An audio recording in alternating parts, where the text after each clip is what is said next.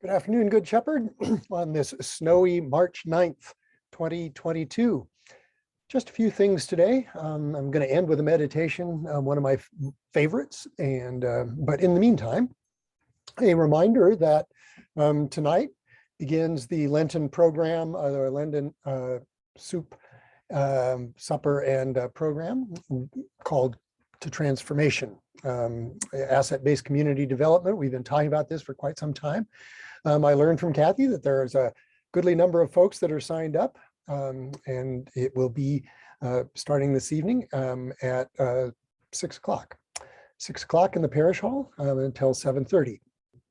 So I encourage you to take part. I probably might be enough soup. If you haven't already signed up, I wouldn't let that deter you. But 6 to 7:30, and this will continue for 5 weeks during Lent. And I commend it to you, a way to learn more about yourself and what you don't know about yourself sometimes, what you don't think about yourself, and how that becomes a tool for ministry, and working with members of the congregation, working with folks outside the congregation. So 6 o'clock in the parish hall. Speaking of Lenten programs, our Faith Forum, Lenten Faith Forum, reading the book Learning to Pray by Father James Martin. That will continue this coming Sunday at 9:15, both in person and on Zoom. And if you are reading the book, it's chapters 6 and 7.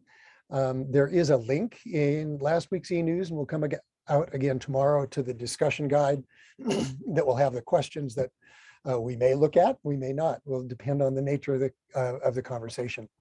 Last week's conversation was good. A link to that, again, will go out on the e-news tomorrow, and you can sort of catch up.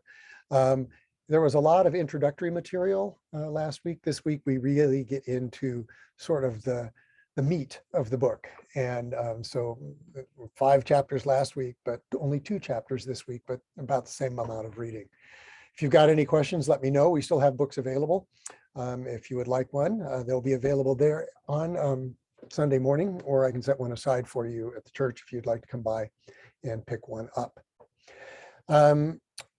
Tonight, Compline, again, 8:45. You're welcome to join in. The link will come out both on Facebook and in an email later today, the Zoom link, and encourage you to make that perhaps part of your Lenten discipline this spring. Wondering if there is somebody out there, excuse me, who can help us set up there's a display TV that we have in the front hall that we were getting ready to set up before COVID hit.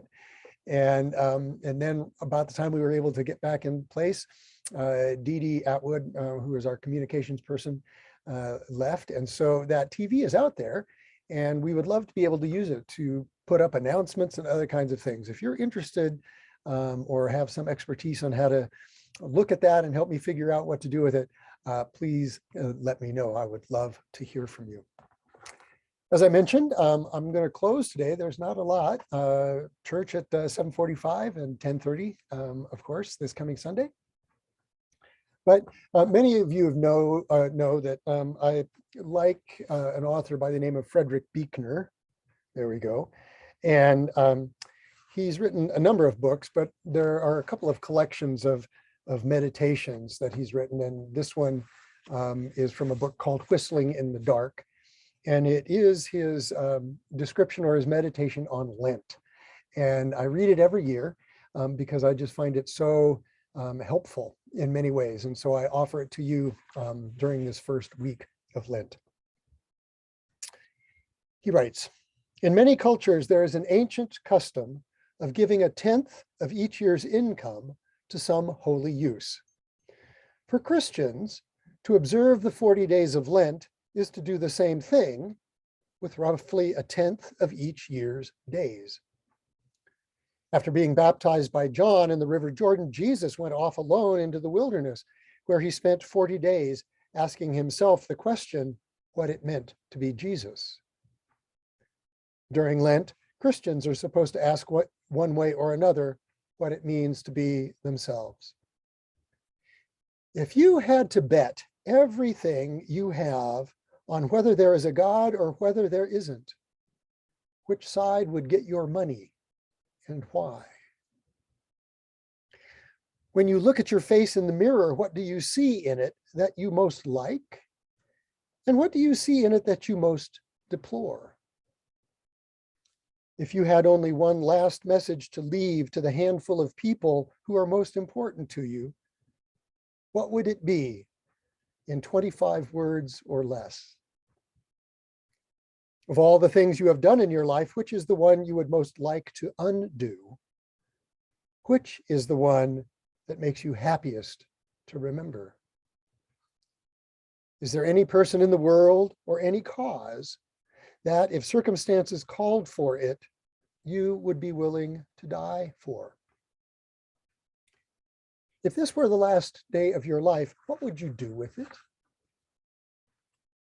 To hear yourself try to answer questions like these is to begin to hear something not only of who you are, but of both what you are becoming and what you are failing to become. It can be a pretty depressing business, all in all. But if sackcloth and ashes are at the start of it, something like Easter may be at the end. Blessings this Lent, my friend. I look forward to seeing you soon.